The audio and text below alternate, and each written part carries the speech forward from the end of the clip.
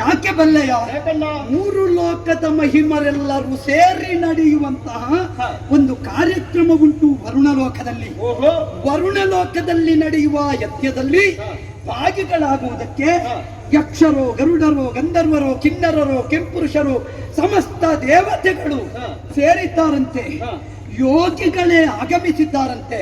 ಹಾಗಿದ್ರೆ ಅಂತ ಶ್ರೇಷ್ಠವಾದ ಕಾರ್ಯಕ್ರಮ ಅಲ್ಲಿ ನಡೆಯುತ್ತದೆ ಅಂತ ಆದ್ರೆ ನಮಗೆ ಸುದ್ದಿಯೇ ಇಲ್ಲ, ನಮ್ಮ ವಿಷಯವೇ ಬರಲಿಲ್ಲ, ಪ್ರಸ್ತಾವನೆಯೇ ಇಲ್ಲ. ಹಾಗಿದ್ರೆ ಈ ಲೋಕದಲ್ಲಿ ನಾವು ಮಾತ್ರ ಪ್ರಸಿದ್ಧರೇ? ಮತ್ತೇನು?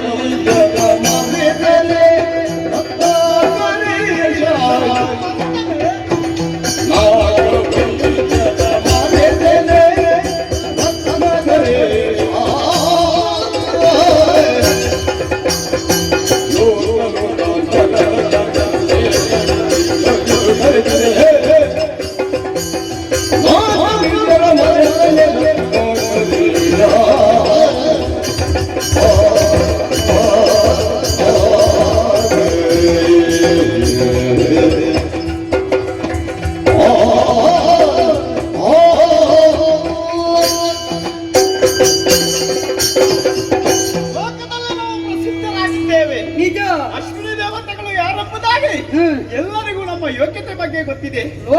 ಲೋಕಾಂತರದಿ ಎಮ್ಮಯ್ಯ ಬಲ್ಲರು. ಖಂಡಿತ ಲೋಕದವರೆಲ್ಲ ಸೇರಿದ್ದಾರೆ ವರುಣ ಯಾಗಕ್ಕೆ. ಹಾಗಾದ್ರೆ ಸಾತ್ವಿಕ ಗುಣವುಳ್ಳಂತಹ ವರುಣ ಗೌರವಾನ್ವಿತವಾಗಿ ನಾವು ಕೊಂಡಾಡ್ತಾ ಇದ್ದೇವೆ.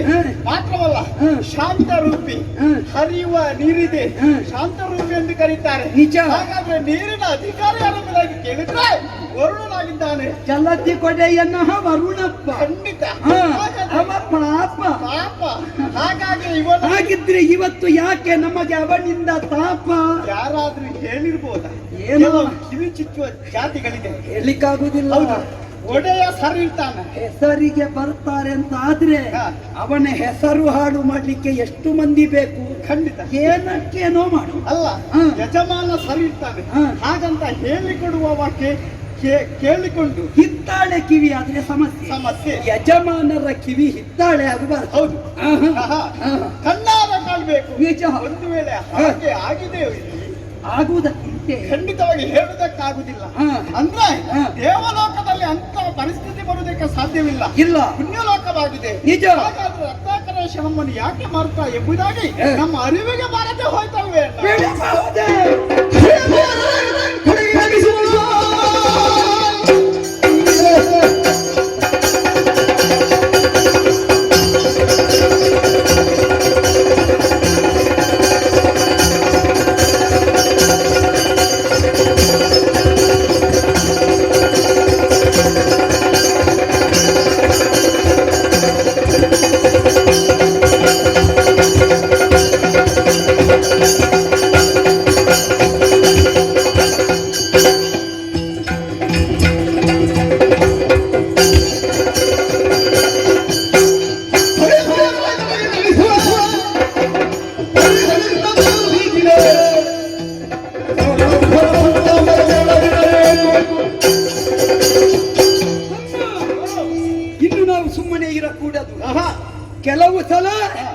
ಕರೆಬಾರದಲ್ಲಿಗೆ ಹೋಗಬಾರದು. ಹೌದೌದು, ಇದು ನಿಯಮ. ಖಂಡಿತ. ಕೆಲವು ಸಲ ಕರೆ ಬಾರದೆ ಇದ್ದರೂ ಹೋಗಬೇಕು. ಹೌದು. ಯಾಕೆ? ನಮ್ಮ ಸ್ಥಾನ, ಹೌದು. ನಮ್ಮ ಸ್ವಾಭಿಮಾನ, ಇದಕ್ಕೆ ಸಿಗುವ ಗೌರವ ಸಿಗದೇ ಇದ್ದರೆ ನಾವು ಇಲ್ಲಿ ದೇವಲೋಕದಲ್ಲಿದ್ದುಕೊಂಡು ಇದ್ದವರಿಗೆಲ್ಲ ಔಷಧಿ ಕೊಡುವುದು, ನಮ್ಮದ್ದು ಜೀವಮಾನ ಇದು ಸೇವೆ ಆಯ್ತಲ್ಲ. ಸೇವೆಯಲ್ಲೇ ಕಲಿತು ನಮಗೆ. ಈ ಸೇವೆ ಮಾಡುವವರನ್ನು ಗುರುತಿಸುವವರೇ ಇಲ್ಲ ಅಂತ ಆಗಿ ಹೋಯಿತು. ಖಂಡಿತ. ಏನೂ ಇಲ್ಲದವರನ್ನು ಕೆಲವು ಸಲ ಸನ್ಮಾನ ಮಾಡುವಾಗ ನಮಗೆ ಬೇಸರ ಆಗುವುದು. ಹೌದೌದು. ನಾವು ಇಷ್ಟೂ ದುಡಿದು ಪ್ರಯೋಜನ ಇಲ್ಲಲ್ಲ. ಕೆಲವರಿಗೆ ವಯೋಮಿತಿಯ ಮೇಲೆ ಸನ್ಮಾನ, ಸನ್ಮಾನ. ಕೆಲವರಿಗೆ ಅರ್ಹತೆಯ ಮೇಲೆ ಸನ್ಮಾನ. ಎಷ್ಟು ಕಾಲ ಇದ್ದ ಅಂತ ಸನ್ಮಾನ. ಅವ ಏನು ಮಾಡಿದಂತ ಲೆಕ್ಕ ಇಲ್ಲ, ಲೆಕ್ಕವೇ ಇಲ್ಲ. ಏನು ಮಾಡದಿದ್ರು ಅವ ಇಷ್ಟು ಕಾಲ ಇದ್ದ, ಅವನಿಗೆ ಸನ್ಮಾನ. ಸನ್ಮಾನ ಎಂತಕ್ಕೆ ಅವನಿಗೆ ಅಲ್ವಾ? ಇದ್ದು ಏನು ಪ್ರಯೋಜನ? ಮಾಡ್ಲಿ. ಹೌದು. ಒಟ್ಟಿಗೆ ನಮ್ಮಂತಹ ಪ್ರಸಿದ್ಧರಿದ್ದೇವೆ ಅಂತ ಗೊತ್ತು ಬೇಕೋ ಬೇಡ? ನಾವು ಎಲೆಯಲ್ಲೇ ನಮ್ಮ ಬಗ್ಗೆ ತೋರಿಸಿಕೊಳ್ಳುವುದು. ನನ್ನ ವಿಷಯ ಇರಲಿ, ನೀನೊಬ್ಬ ಇದ್ದಿದ್ದ ನಾನು ಗೊತ್ತಾಗಬೇಕು. ಸಣ್ಣ ಪ್ರಾಯದಲ್ಲೇ ಸಾಧನೆ ಮಾಡಿದ್ದೇನೆ. ನಮ್ಮನ್ನು ಗುರುತಿಸುವವರಿಲ್ಲ. ಹಾಗಿದ್ರೆ ನಮಗೆ ಮಾನ್ಯತೆ ಯಾವಾಗ ಬರುವುದು? ಹೌದು. ಆದ್ದರಿಂದ ನಾವು ಸುಮ್ಮನೆ ಉಳಿಯ ಕೂಡದು. ವಿನೋದದ ವಾಕ್ಯವಲ್ಲ ತಮ್ಮ, ಅಂತರಂಗದಲ್ಲಿ ಇವತ್ತು ಎದ್ದಿದೆ ರೋಷ ಮುಗಿಲು. ಕಾರಣ ಏನು ಬಲ್ಲೆಯ? ಲೋಕದಲ್ಲೊಂದು ಮಾತುಂಟು, ವನಸುಮ ಅಂತ. ಕಾಡಿನಲ್ಲಿಲ್ಲವ ಹೂವನ್ನು ಯಾರೂ ಲಕ್ಷಿಸುವುದಿಲ್ಲ. ಅದನ್ನೇ ತಂದು ಅವರ ನಾಡಿನ ಹೂ ತೋಟದಲ್ಲಿ ಇಟ್ರೆ ಏನು ಮೌಲ್ಯ, ಏನು ಗೌರವ. ಕಾಡಿನಲ್ಲೇ ಇದ್ದ ತನ್ನು ಕಡಿಯುವುದು, ತಂದು ಹೊಸ ಒಂದು ಬುಕ್ಕೆಯ ಒಳಗೆ ಹಾಕುವುದು, ಅದನ್ನು ಪ್ರದರ್ಶನಕ್ಕೆ ಇಡುವುದು. ಇದು ಹೊಸ ರೀತಿ. ಹೌದು. ಹೆಚ್ಚಿಗೆ ಮರುಳಾಗಿ ಹೆಚ್ಚಿಗೆ ವಿತ್ತ ಕೊಟ್ಟು ಅದನ್ನೇ ಕೊಂಡು ಹೋಗುವುದು. ತಂದದ್ದು ಕಾಡಿಂದ. ನಮ್ಮ ಪರಿಸ್ಥಿತಿ ಈಗ ಕಾಡ ಮಲ್ಲಿಗೆಯ ಹಾಗಾಗಿದೆ. ನಾವು ಕಾಡಿನವರಾಗಿದ್ದೇವೆ. ನಾವು ಈ ಸಲ ನಾಡ ಮಲ್ಲಿಗೆ ಆಗಬೇಕು.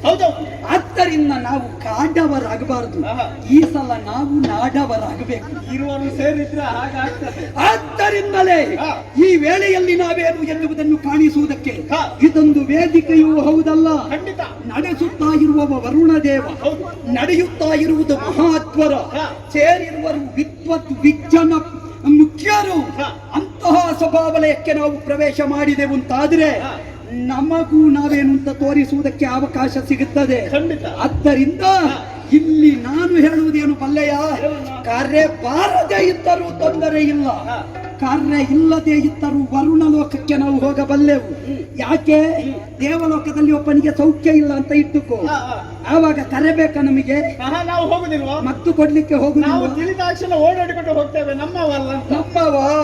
ಆದ್ದರಿಂದ ನಮಗೆ ನಮ್ಮವ ಎಂಬ ಭಾವ ಉಂಟು, ಅವನಿಗೆ ಇವನಾರವ ಎಂಬ ಭಾವ ಉಂಟು ಅಂತಾದ್ರೆ ನಾವು ನಿಮ್ಮವ ನಿಮ್ಮವ ನಿಮ್ಮವ ಎನ್ನುವುದನ್ನು ಒತ್ತಿ ತೋರಿಸುವ ಕಾಲಘಟ್ಟವನ್ನು ಸೃಷ್ಟಿಯಾಗಬೇಕು. ಖಂಡಿತ. ಅದಕ್ಕೆ ಬೇಕಾಗಿ ಹೇಳುವುದು, ನಾನು ಹೋಗುವುದು ಅಂತ ತೀರ್ಮಾನ ಮಾಡಿದ್ದೇನೆ. ನಿನ್ನ ಅಭಿಪ್ರಾಯ ಏನು?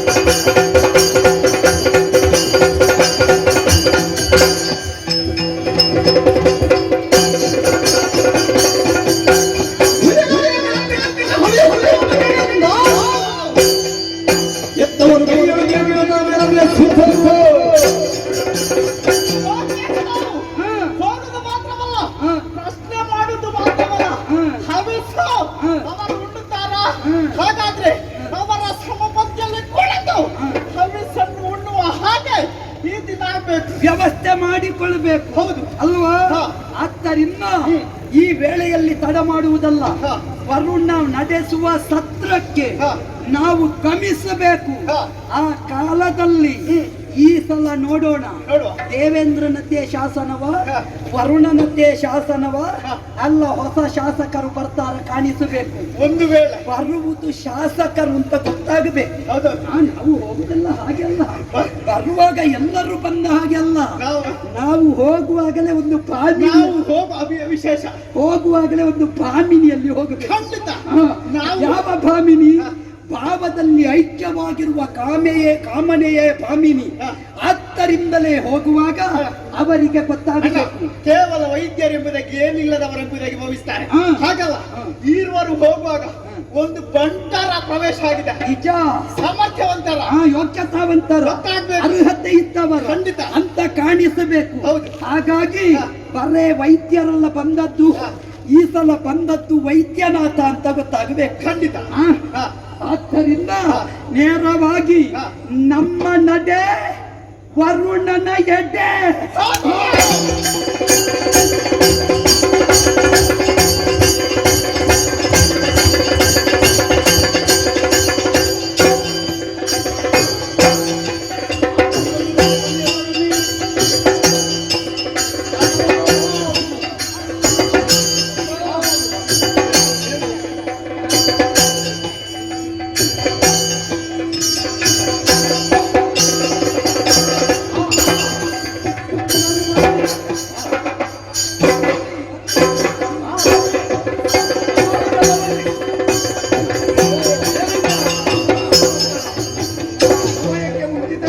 ಒಂದು ಸಭೆಯನ್ನು ಸೇರಿದ್ದೇವೆ. ಒಳ್ಳೆಯದಾಗಿದೆ. ನಮ್ಮ ಕಾರ್ಯಕ್ರಮ ಅಂದ ಮೇಲೆ ಒಂದು ಅಭಿಮಾನ ಇಲ್ವ ನಮಗೆ? ಇರಲೇಬೇಕು. ಮತ್ತೆ ಕೆಲವು ಕಡೆ ಸಮಯಕ್ಕೆ ಸರಿಯಾಗಿ ಹೋಗುದು. ಉಪಸ್ಥಿತನಾಗಬೇಕು. ಆದೀತು. ನಮ್ಮ ಬಂದು ಮಂಡಿ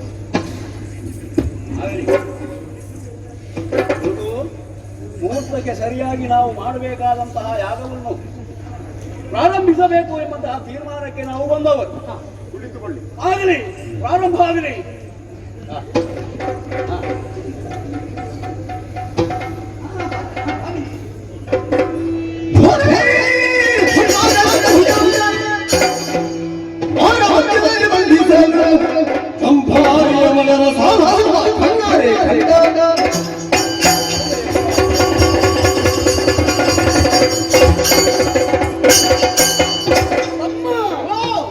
ಒಂದು ಸೇರಿದ್ದೇವೆ ವರುಣನ ಯಜ್ಞಶಾಲೆಯನ್ನು. ಯಾಗ ಮಂಟಪ. ಏನು ವೈಭವ, ಏನು ವೈಭವ. ಸೇರುತ್ತಾರಲ್ಲ ಇವರೆಲ್ಲರೂ ಬಂದದ್ದು ಯಾಗಕ್ಕ? ಏನು ವ್ಯವಸ್ಥೆ ನೋಡು. ವಿದ್ವತ್ವಿಚ್ಛನ ಪರಿವೇಷ್ಟಿತವಾದ ಸಭೆ. ಜ್ಞಾನಿಗಳಿಲ್ವೋ?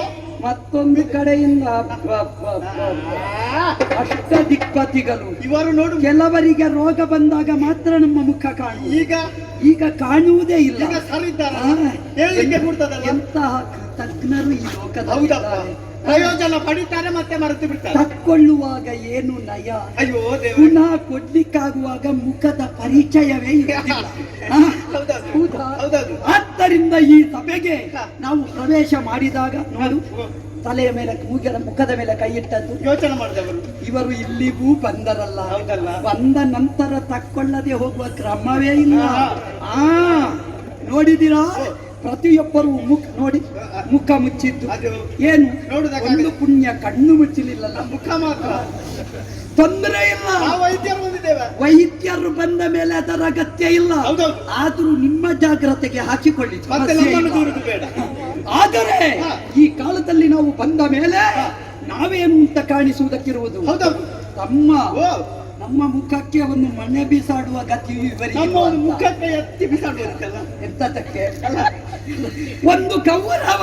ಹೌದು, ಕೊಡದಿದ್ರೆ ಏನು ನಮಗೆ? ನಾವು ಮತ್ತು ಕೊಡ್ಲಿಕ್ಕೆ ಇವರಿಗೆ ಬೇಕು. ಇವರ ಮನೆಯಲ್ಲಿರುವ ಆಸನ ನಮಗೆ ಆಗುದು. ನಮ್ಮದೇ. ಯಾಕಂದ್ರೆ ದೇವಲೋಕ ಎನ್ನುವುದು 3 ಲೋಕಗಳಲ್ಲಿ ಒಂದು. ಅಲ್ಲಿ ನಾವು ಸಂಚಾರ ಮಾಡುವವರು. ಹಾಗಾದ ಕಾರಣ ನಮಗೆ ಸಮಸ್ಯೆ ಇಲ್ಲ. ನೋಡೋಣ, ಕಾಣುತ್ತಾ ಇರುವ 2 ಆಸನ ಬಹುಶಃ ಅದು ನಮಗೆ ಅಂತ ಕಾಣುತ್ತದೆ ಅಲ್ವಾ? ರವಿಯ ಸೂನುಗಳು ನಾವು. ಬಹುಶಃ ರವಿಯೇ ತಂದಿಟ್ಟನೋ ಏನು ಹೇಳಲಿಕ್ಕೆ. ಆದ್ದರಿಂದ ನಮ್ಮಪ್ಪ ಹಾಗಾದ ಕಾರಣ ಆ ಆಸನದಲ್ಲಿ ಭದ್ರರಾಗಿ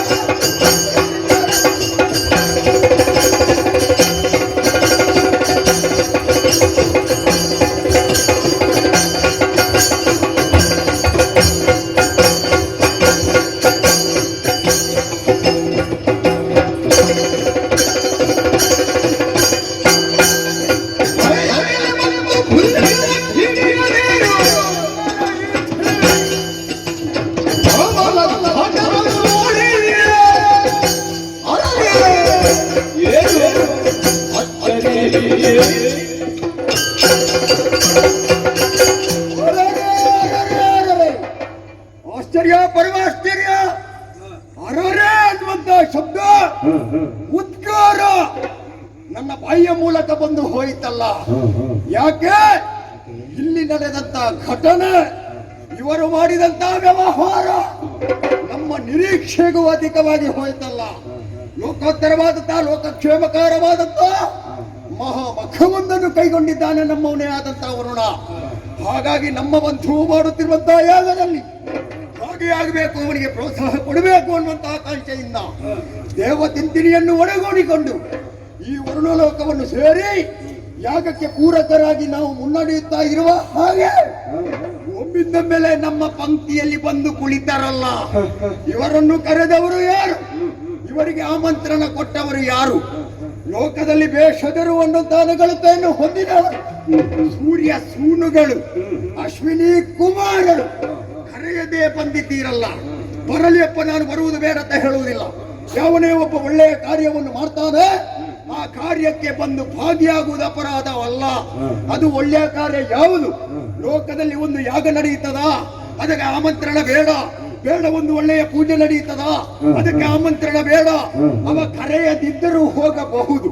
ಆದ್ರೆ ಹೋದ ಮೇಲೆ ಆ ಸಭೆಯಲ್ಲಿ ಯಾರೆಲ್ಲ ಇದ್ದಾರೆ ಅನ್ನುವುದನ್ನು ಸ್ವಲ್ಪ ನಾವು ಯೋಚನೆ ಮಾಡಬೇಕು. ವಿದ್ವಜ್ಜನ ಪರಿವೇಷ್ಟಿತವಾದಂತಹ ತುಂಬಿದ ಮಹಾಸಭೆ, ಇದು ಒಂದು ಸಮಾವೇಶ ಅಂತ ಹೇಳಬಹುದು. ಯಾಕೆಂದ್ರೆ ಎಂತೆಂತ ವಿದ್ಯಾವಂತರು, ಬುದ್ಧಿವಂತರು, ಶ್ರೀಮಂತರು, ಧೀಮಂತರು, ಮಹಾತ್ಮರು, ಮೇಧಾವಿಗಳು, ಹಿಂದಿ ತಜ್ಞರು ಈ ಸಭೆಯಲ್ಲಿ ನಡೆದಿದ್ದಾರೆ. ಮಾಡುತ್ತಿರುವ ವರುಣ, ಅವ ಮಾಡುತ್ತಿರುವುದು ಪುಣ್ಯ ಕಾರ್ಯ.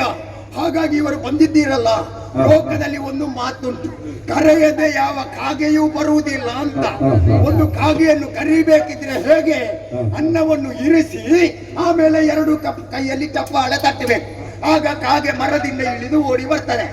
ಆದ್ರೆ ಇವರು ಆಮಂತ್ರಣ ಇಲ್ಲದೆ ಬಂದಿದ್ದಾರೆ ಎಂದಾದ್ರೆ ಇವರು ಕುಳಿತಂತ ಟಿವಿ, ಏನು ಗಂಭೀರತೆ! ಆದ್ರೆ ಕುಳಿತದ್ದು ಎಲ್ಲೂ ಅನ್ನೋದನ್ನು ಆಲೋಚನೆ ಮಾಡೋದು ಬೇಡ್ರೆ. ಇವರ ಯೋಗ್ಯತೆ, ಇವರ ಹಣೆ ಬರಹ, ಇವರ ಜನನ ನಮ್ಮಲ್ಲಿರುವಾಗ ಮೊನ್ನೆ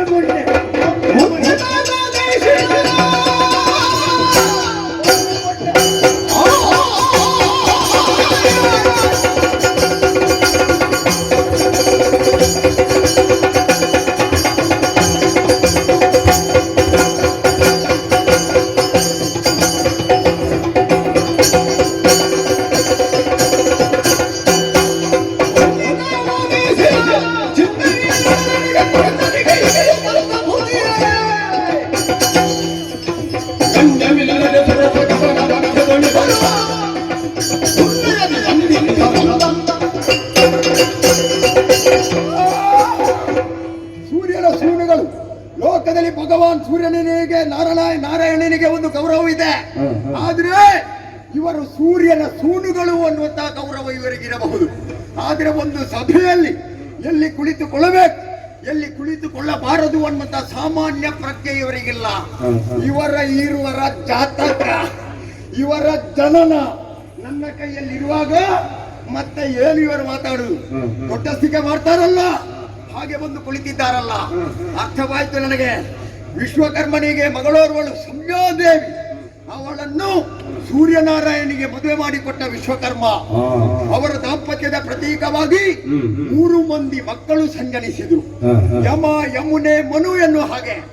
ಆದ್ರೆ ಏನು ಮಾಡೋಣ ಹೇಳಿ, ಮಕ್ಕಳು 3 ಮಂದಿ ಹುಟ್ಟಿದ ಮೇಲೆ ಇವಳಿಗೆ ಗಂಡನ ಜೊತೆಯಲ್ಲಿ ಕಾಲ ಕಳೆಯುವುದಕ್ಕಾಗಲಿಲ್ಲ.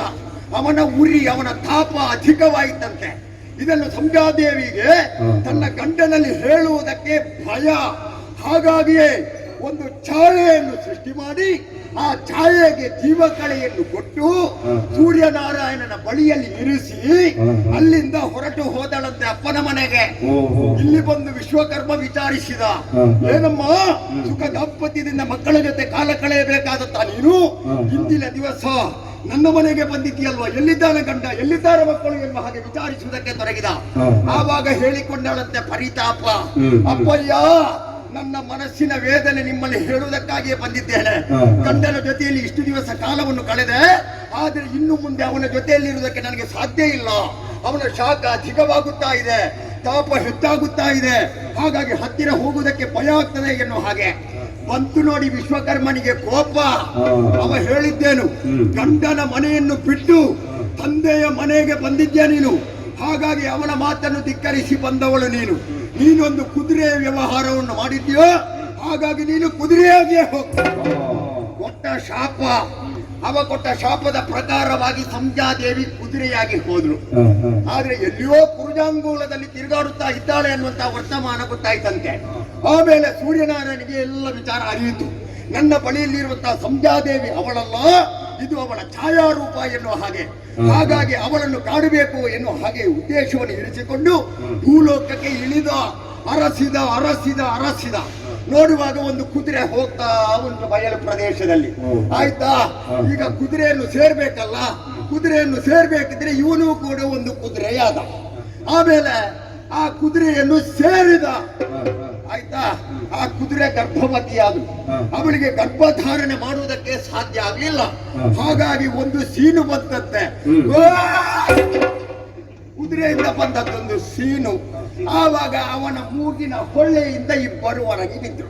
ಅದು ಇವರಲ್ವಾ, ಅಶ್ವಿನಿ ದೇವತೆಗಳಂದ್ರೆ ಇವರೇ. ಆ ಕುದುರೆಯ ಪಿಂಡ, ಆ ಕುದುರೆಯ ಸಂತಾನ.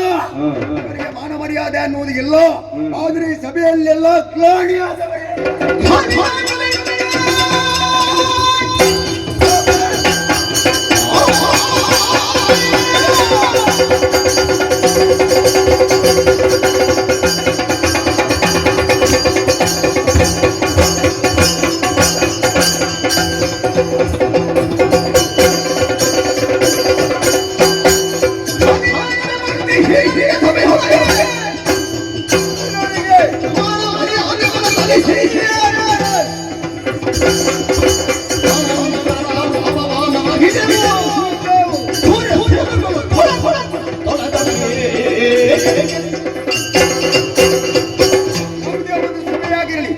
ಯಾವುದೇ ಒಂದು ಸಮಾರಂಭ ಆಗಿರಲಿ, ಅವರವರ ಯೋಗ್ಯತೆ ಅಂತ ಉಂಟು. ಈಗ ಒಬ್ಬ ಯಜಮಾನ ಇರ್ತಾನೆ, ಅವನ ಜೊತೆಯಲ್ಲಿ ಒಬ್ಬ ಕೆಲಸದ ಆಳು ಇರ್ತಾನೆ. ಯಜಮಾನ ಕುಳಿತುಕೊಳ್ಳುವಂತಹ ಅಂತಃಪುರದಲ್ಲಿ ಕೆಲಸದವನನ್ನು, ಸೇವಕನನ್ನು ಕುಳಿತುಕೊಳ್ಳಿಸುವುದಕ್ಕಾಗುವುದಿಲ್ಲ. ಹಾಗಾಗಿ ಪಂಕ್ತಿ ಹೀನರು ಇವರು. ದೇವತೆಗಳ ಪಂಕ್ತಿಯಲ್ಲಿ ಇವರು ಇರುವುದಕ್ಕೆ ಯೋಗ್ಯರಲ್ಲ, ಅನರ್ಹರು ಎನ್ನುವ ಹಾಗೆ ತಿಳಿದಿದ್ದೇನೆ. ನಾವು ಏನೋ ಇವರ ಒಂದು ದೊಡ್ಡಸ್ತಿಗೆ ಅಲ್ಲ, ದೊಡ್ಡಸ್ತಿಗೆ ಮಾತಾಡುವುದಲ್ಲ. ವೇಷಕರು, ವೈದ್ಯರು. ಈಗಿನ ಕಾಲದಲ್ಲಿ ಲೋಕದಲ್ಲಿ ವೈದ್ಯರಿಗೆ ಇದ್ದಷ್ಟು ಒಂದು ಮರ್ಯಾದೆ ಬೇರೆ ಯಾರಿಗೂ ಇಲ್ಲ. ಯಾಕೆ, ಅವರು ಉಳಿಸುವುದಕ್ಕೆ ಬೇಕು. ಆದ್ರೆ ಇವತ್ತು ಈ ಸಭೆಯಲ್ಲಿ ಇವರು ಸೇರುವಾಗ ಎಲ್ಲಿ ಯಾವ ಕಡೆಯಲ್ಲಿ ಶಸ್ತ್ರಚಿಕಿತ್ಸೆ ಮಾಡಿ ಬಂದಿದ್ದಾರೋ, ಎಷ್ಟು ಮಂದಿಗೆ ಔಷಧಿ ಕೊಟ್ಟಿದ್ದಾರೆ ಯಾರಿಗೂ ಗೊತ್ತು. ಆದರೂ ಬಂದಿದ್ದೀರಲ್ಲ.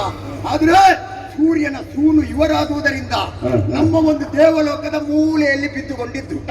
ಅಲ್ಲಿ ಮೂಲೆಯಲ್ಲಿ ಬಿದ್ದುಕೊಂಡಿದ್ರು. ನಾನೇ ಒಂದು ದಿವಸ ಕರೆದು ಹೇಳಿದೆ, ನಿಮಗೆ ದೇವಭೇಷಜರು ಎನ್ನುವಂತ ನೆಗಳತೆ ಸಿಗಬೇಕು. ಮಾತ್ರವಲ್ಲ, ನೀವು ವೈದ್ಯರಾಗಿ ಕಾಲವನ್ನು ಕಳೆಯಬೇಕು. ದೇವಾನು ದೇವತೆಗಳಾದಂತ ನಮಗೆ ಎಲ್ಲಿಯಾದರೂ ಆರೋಗ್ಯ ಹಾಳಾಯಿತು ಎಂದಾದ್ರೆ ಅಲ್ಲ, ಹಾಳಾಗುವುದಿಲ್ಲ. ಆದರೆ ಅಲ್ಲಿಗೆ ಬಂದು ನೀವು ಔಷಧಿ ಕೊಡಬೇಕು ಎನ್ನುವ ಹಾಗೆ ನಾನೇ ಹೇಳಿದ್ದೇನೆ. ಅಂತ ಹೀನರು, ಪಂಕ್ತಿ ಹೀನರು ನಮ್ಮ ಪಂಕ್ತಿಯಲ್ಲಿ ಕುಳಿತಿದ್ದಾರಲ್ಲ. ಓಯ್, ನಾವು ಇಲ್ಲಿ ಒಬ್ಬೊಬ್ಬ ಹಾಕಿದ್ರೆ ಆಗ್ತದ? ಇಲ್ಲಿ ಬಾರೋ, ಒಬ್ಬ ಬಂದ್ರೆ ಸಾಕು, ನೀನು ಕುಳಿತುಕೋ. ನೀನು ಯಾಕೆ ಇಲ್ಲಿಗೆ ಬಂದದ್ದು? ಯಾಕೆ ಬಂದದ್ದು? ಯಾಕೆ ಬಂದದ್ದು? ಹೌದಾ? ಈಗ ಅವರು ಕುಳಿತ ಚಂದ ನೋಡಿದ್ಯಾ? ಎಲ್ಲಿ ಕುಳಿತದ್ದು? ನಿಮ್ಮ ಪಂಕ್ತಿಯಲ್ಲೇ ಬಂದು ಕುಳಿತಿದ್ದಾರೆ. ಹಾಗಾಗಿ ಭೇಷಜರು ದೇವಾನು ದೇವತೆಗಳಾಗುವುದಕ್ಕೆ ಹೊರಟಿದ್ದಾರೆ. ಇದನ್ನು ನಾವು ಖಂಡಿಸಲೇಬೇಕು. ಏನು ನೋಡ್ತಿ? ಸಭೆ ಕೇಳುವ ಹಾಗೆ ಮಾತಾಡು, ಮಾತಾಡು.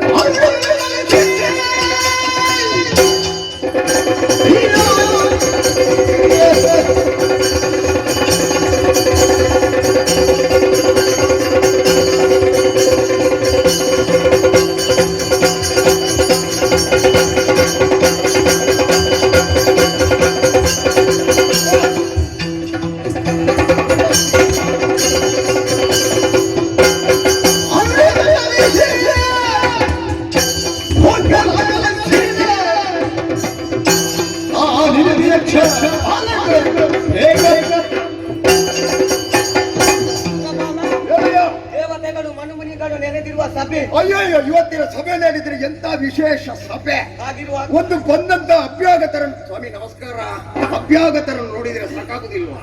ಮಹನೀಯರು ಮೇಧಾವಿಗಳಿದ್ದಾರೆ. ಹಾಗಿರುವಾಗ ಇವರಿಗೆ ಎಲ್ಲಿಗೆ ಹೋಗಬೇಕು, ಎಲ್ಲಿಗೆ ಹೋಗಬಾರದು? ಅಲ್ಲ ಬರ್ಲಿ ಅಪ್ಪ, ಓ ಅಲ್ಲಿ ಹಿಂದೆ ಕುಳಿತುಕೊಳ್ಳಬಹುದಿತ್ತಲ್ಲ, ಇಲ್ಲಿಗೆ ಯಾಕೆ ಬರಬೇಕು? ಅಷ್ಟು ಬುದ್ಧಿ ಇಲ್ಲಲ್ಲ ಇವರಿಗೆ.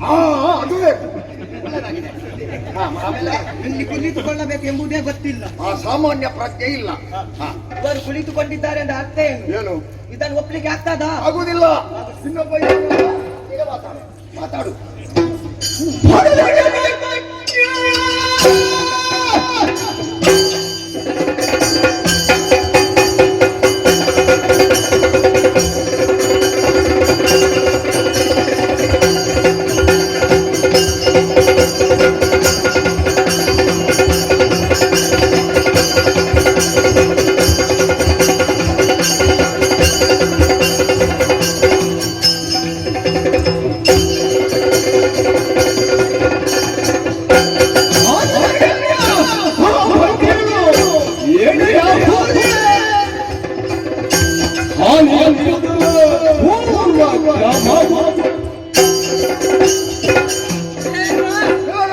ಇದನ್ನು ಖಂಡಿತವಾಗಿ ಒಪ್ಪುವುದಿಲ್ಲ. ಓಹೋ. ಯಾಕೆಂದರೆ ಇವರೆಲ್ಲ ಯಾರು ಒಪ್ಪುದಿಲ್ಲ ಅಂತ. ಹೌದದೇ, ಯಾಕೆಂದರೆ ಇವರಿಬ್ಬರಿಗೆ ನಾಚಿಗೆ ಮಾನ ಮರದಿ ಏನೂ ಇಲ್ಲ. ಅಲ್ಲ, ಅವನನ್ನಾದ್ರೂ ಸ್ವಲ್ಪ ನಂಬಿಯೇ ನಾನು. ಇವನಿದ್ದಾನೆ. ಆ ಮಾತಿನಲ್ಲಿ ಚತುರ ಅನ್ನೋದು ಮೊದಲೇ ಗೊತ್ತಿದೆ ನನಗೆ. ಈಗ ಸುಮ್ಮನೆ ಕುಳಿತಿದ್ದಾನೆ. ನಾವು ಈಗ ಮಾತಾಡುವುದು ಬೇಡ. ಬೇಡ ಬೇಡ. ಇದು ಒಂದು ಸದನ, ಹ. ಯಾಗ ಸದನ.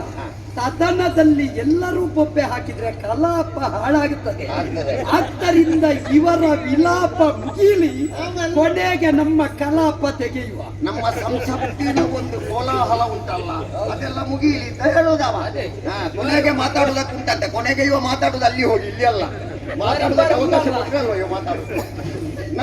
ನಮ್ಮ ಸಭೆಯಲ್ಲಿ ಬಂದವ ಮಾತಾಡುದಂತೆ. ಅವ ಎಚ್ಚರಿಕೆ ಕೊಟ್ಟದ್ದು ಯಾಕೆ? ಎಲ್ಲಿಯಾದ್ರೂ ಯಾರಾದ್ರೂ ಈ ಸಭೆಯಿಂದ ಹೋಗುವವರಿದ್ರೆ ಹೋದ್ರೆ ಮತ್ತೆ ಮಾತು ಕೇಳುವವರು ಯಾರಿಲ್ಲಲ್ಲ, ಹಾಗಾಗಿ ಎಲ್ಲ ಕುಳಿತುಕೊಳ್ಳಿ ಅಂತ ಎಚ್ಚರಿಕೆ ಕೊಟ್ಟದ್ದು ಮೊದಲಾಗಿ. ಮತ್ತೆ ಇವನದ್ದೊಂದುಂಟು, ಇವ ಕಲಾಪದಲ್ಲಿ ಮಾತಾಡುವುದು ಮಾತ್ರ, ಸುದ್ದಿಗೋಷ್ಠಿಯಲ್ಲಿ ಬೇರೆಯೇ ಇವನ. ಹೊರಗೆ ನಾವು ಸುದ್ದಿಗೋಷ್ಠಿಯಲ್ಲಿ ಕೊಡುವಾಗ ಪ್ರಚಾರಕ್ಕೆ ಬೇಕಾಗಿ ಕೊಡ್ತೇವೆ. ಆಯ್ತಾ, ನಿನ್ನದು ಮುಗಿಯಿತಾ? ಇವರು ಇಬ್ಬರಿದ್ದಾರಲ್ಲ, ಜಾಗ ಉಂಟಂತೆ ಒಟ್ಟು ಬಂದು ಕುಳಿತು. ಅದು ಜಾಗ ಉಂಟು ಅಂತಲ್ಲ, ಜಾಗ ಬೇಕಾದಷ್ಟು ಉಂಟು. ಯಾರ ಜಾಗ ಎಲ್ಲಿ ಆಲೋಚನೆ ಮಾಡೋದು ಬೇಡವಾ? ನಮ್ಮ ಇವನಿಗೆ ಇದ್ದ ಕಡೆ ಎಲ್ಲ ಜಾಗವೇ ಬೇಕು. ಕನಸಿನಲ್ಲಿಯೂ ಇವನಿಗೆ ಇದರದ್ದೇ ತಲೆಯಲ್ಲಿ ಲೋಕೋತ್ತರವಾದಂತಹ ಕೀರ್ತಿ ನಮ್ಮದ್ದು. ನೀನು ಸಾಕು ಮಾತಾಡಿದ್ದು.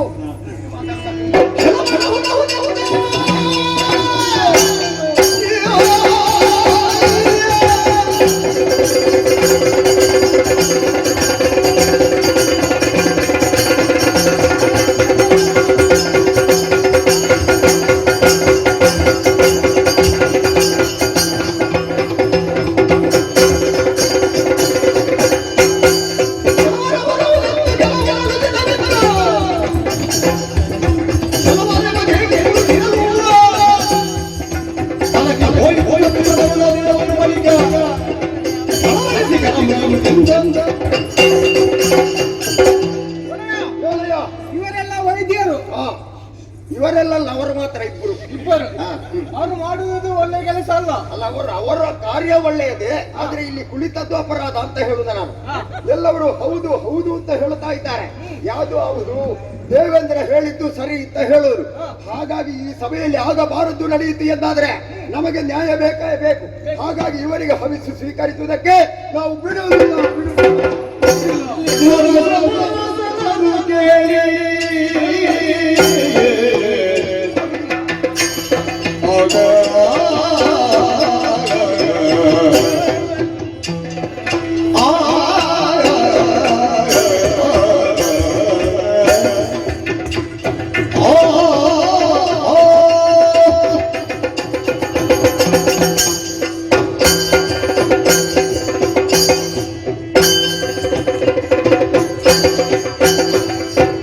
ಮನದ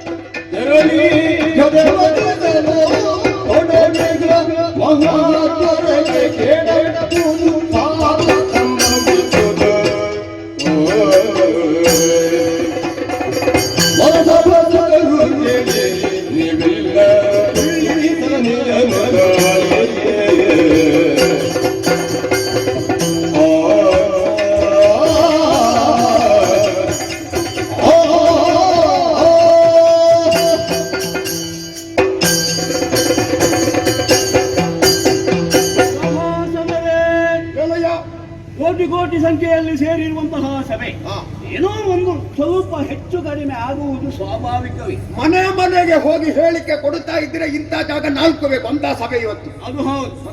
ಆದರೆ ಸಣ್ಣ ತಪ್ಪಿಗೆ ಇಷ್ಟೆಲ್ಲ ಗಲಾಟೆ ನೀವು ಮಾಡುವುದು ಸರಿಯೇ? ಲೋಕ ಕಲ್ಯಾಣಾರ್ಥವಾಗಿ ಮಾಡುವಂತಹ ಯಾಗ ನೀವು ಈ ರೀತಿಯಾದಂತಹ ಉಪದ್ರವವನ್ನು ಕೊಟ್ರೆ ನಾವು ಮಾಡುವಂತಹ ಯಾಗಕ್ಕೆ ಕೆಡುಕಾಗುವುದಿಲ್ವೇ? ಏನೋ ತಪ್ಪಾಗಿದೆ, ಅದನ್ನು ಮಾತಿನ ಮುಖಾಂತರ ಪರಿಹರಿಸುವುದಕ್ಕಾಗುವುದಿಲ್ಲ. ಅದಕ್ಕೊಂದು ಉಪಾಯವನ್ನು ಮಾಡಿದ್ದೇನೆ. ಇತಾನಲ್ಲ ನನ್ನ ಮಗ, ಮಹರ್ಷಿಗಳು ಅವನಷ್ಟು ದೊಡ್ಡ ಬುದ್ಧಿವಂತರೇ ಇಲ್ಲ. ಎಲ್ಲ ಕೇಳಿದೆಯಲ್ಲ ಮಗನಿಗೆ, ನೋಡಿದೆಯಲ್ಲ ನಡೆಯುತ್ತಿರುವಂತಹ ಪ್ರಸಂಗಗಳು, ಅದಕ್ಕೆ ಒಂದು ಸಮಾಧಾನವನ್ನು ಹೇಳಬೇಕು. ಅದಕ್ಕೆ ನೀನೇ ಸಮರ್ಥ. ಓ ತುಂಬಿದ ಮಹಾಸಭೆ, ವರುಣದೇವರು ಕೈಗೊಂಡ ಮಹಾಯಜ್ಞ, ನಿಜ ಒಂದು ಸೇರಿದ ಸಭೆ ಸಾಮಾನ್ಯವಾದುದಲ್ಲ. ಅಲ್ಲ, ಆದರೆ ಇದಕ್ಕೊಂದು ತೀರ್ಮಾನವನ್ನು ಕೈಗೊಳ್ಳುವುದಕ್ಕೆ ನನ್ನನ್ನು ತೋರಿಸ್ತಾ ಇದ್ದೀರಲ್ಲ. ನಿಜ. ನನ್ನೊಂದು ಕೇಳಿಕೆ, ಏನದು? ಅನ್ಯತಾ ಭಾವಿಸಬಾರದು. ತಂದೆಯ ಮಾತಿಗೆ ಇದಿರಾರ್ತಾನೆ ಮಗ ಅಂತ ತಾವು ತಪ್ಪಾಗಿ ತಿಳಿಬಾರದು. ಯಾಕೆಂದ್ರೆ ನೀವು ಅಪ್ಪ, ನಾನು ಮಗ. ಹೇಳು ಮಗನೇ. ಅಪ್ಪನಾದ ನೀವಿರುತ್ತಾ ಮಗನಾದ ನಾನೊಂದು ತೀರ್ಮಾನಕ್ಕೆ ಹೊರಟ್ರೆ ಅದು ಎಷ್ಟಾದ್ರೂ ಸಮಂಜಸ ಆದಿತ್ತಪ್ಪ. ಯಾಕೆಂದ್ರೆ ನನ್ನನ್ನು ಬುದ್ಧಿವಂತನನ್ನಾಗಿಸುವಲ್ಲಿ ನೀವೇ ಮುಂದಾದವರಲ್ಲವೇ? ಮಕ್ಕಳಿಗೆ ತಂದೆ ಬಾಲ್ಯದೊಳ ಅಕ್ಕರ ವಿದ್ಯೆಗಳ ನೈಪದಿದ್ದೊಳ ಕೊಂದಂ ಲಕ್ಕಧನ ಮಿರಲು ಕೆಡುಕು ಚಿಕ್ಕಂದಿನ ವಿದ್ಯೆ ಪರೆಗೂ. ಯಾವ ತಂದೆ ತಾಯಿಗಳೇ ಆಗ್ಲಿ ಆ ಮಕ್ಕಳ ಉದ್ಧಾರವನ್ನು ಬೆಳೆಸಿ ಯೋಗ್ಯವಾದ ವಿದ್ಯೆಯನ್ನು ಹೇಳಿಕೊಡುವಲ್ಲಿ ಅವಕಾಶ ಮಾಡಿ ಕೊಡುವುದಿಲ್ಲವೋ ಅಂತಹ ತಂದೆ ತಾಯಿಗಳು ಆ ಮಕ್ಕಳ ಅವನತಿಗೆ ಕಾರಣ ಆಗ್ತಾರಂತೆ. ಆದ್ರೆ ನೀವು ಹಾಗಲ್ಲ, ಉನ್ನತಿಗೆಯನ್ನು ಬಯಸಿ ನನಗೆ ಬೇಕಾದ ವಿದ್ಯೆಯನ್ನು ಹೇಳಿಕೊಟ್ಟವರು ತಾವು. ಹಾಗಿರುವಾಗ ನನಗೆ ಹೇಳಿಕೊಟ್ಟವರು ನೀವು, ಗುರುಗಳು ಹೌದು, ತಂದೆ ಹೌದು. ನೀವಿರುತ್ತಾ ನಾನು ಹೇಳಿದ್ರೆ